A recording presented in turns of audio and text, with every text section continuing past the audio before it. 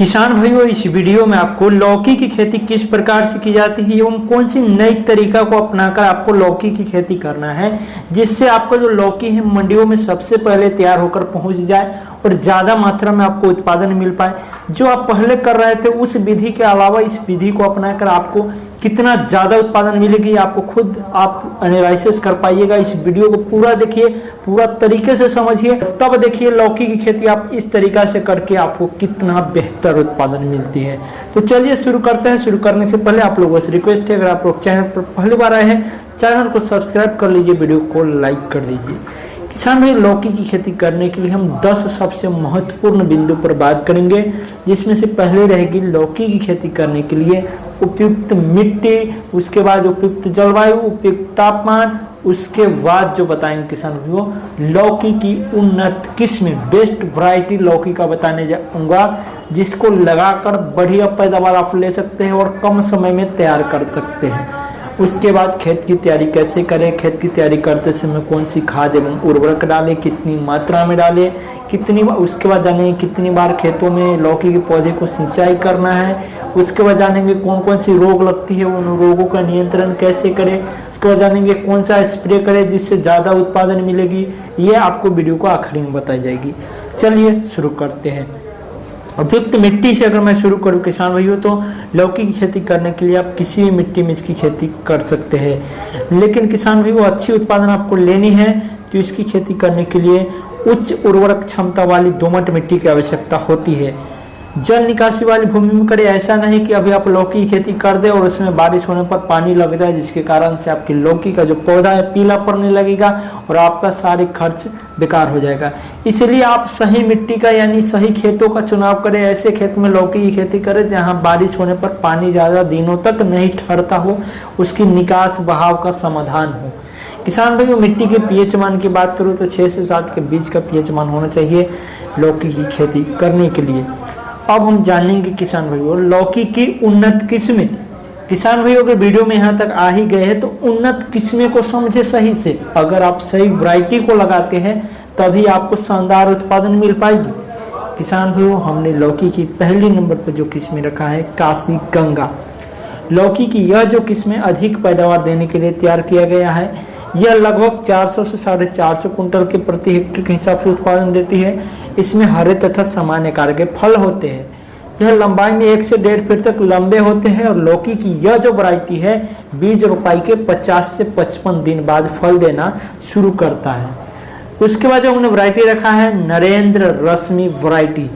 पौधे की यह जो वैरायटी है इसका जो फल वजन में लगभग 1 किलो तक का होता है। इसके फल हल्के रंग के होते हैं और बीज रोपाई के लगभग 7 दिन बाद पहली तुराई हो जाती है और इसकी उत्पादन 300 कुंटल प्रति हेक्टेयर मिल जाती है।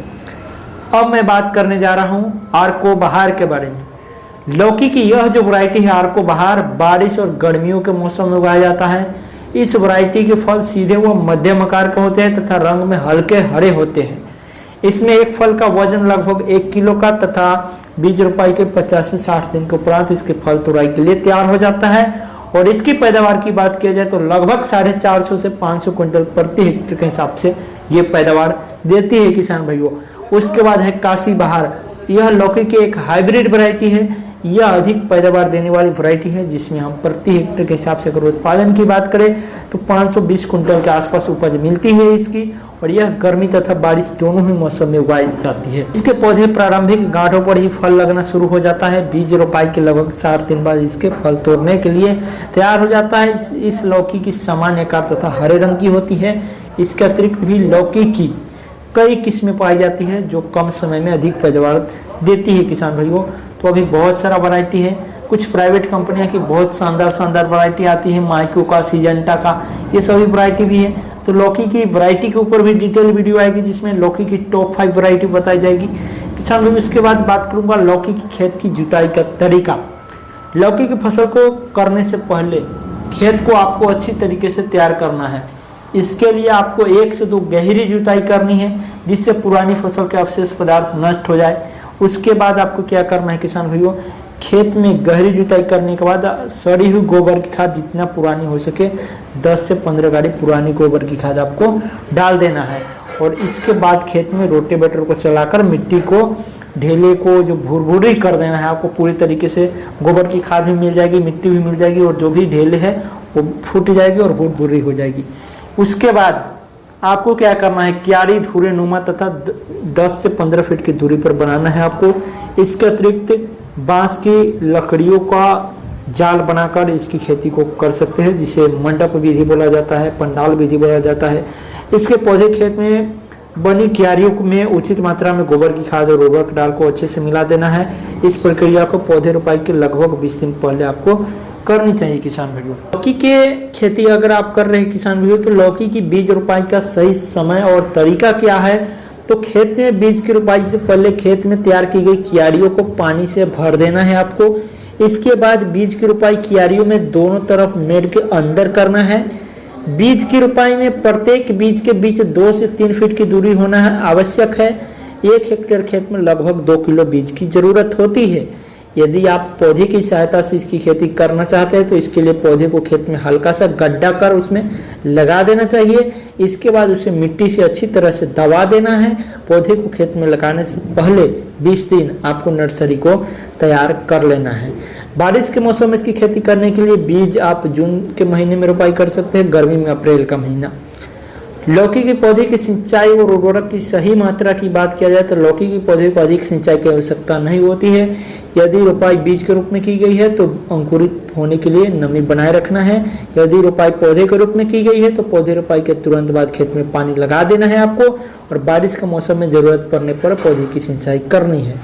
बारिश के मौसम बाद इसकी सप्ताह में 1 बार सिंचाई करते रहना है। अधिक गर्मियों के मौसम में इन्हें सिंचाई की अधिक आवश्यकता होती है, इसलिए इन्हें 3 से 4 दिन के अंतराल पर पानी देते रहना आपको, जिससे पौधे में नमी बनी रहे। और जब पौधे पर फल बनने लगे तब हल्की हल्की सिंचाई कर देनी चाहिए, जिससे फल अधिक मात्रा में प्राप्त हो सके।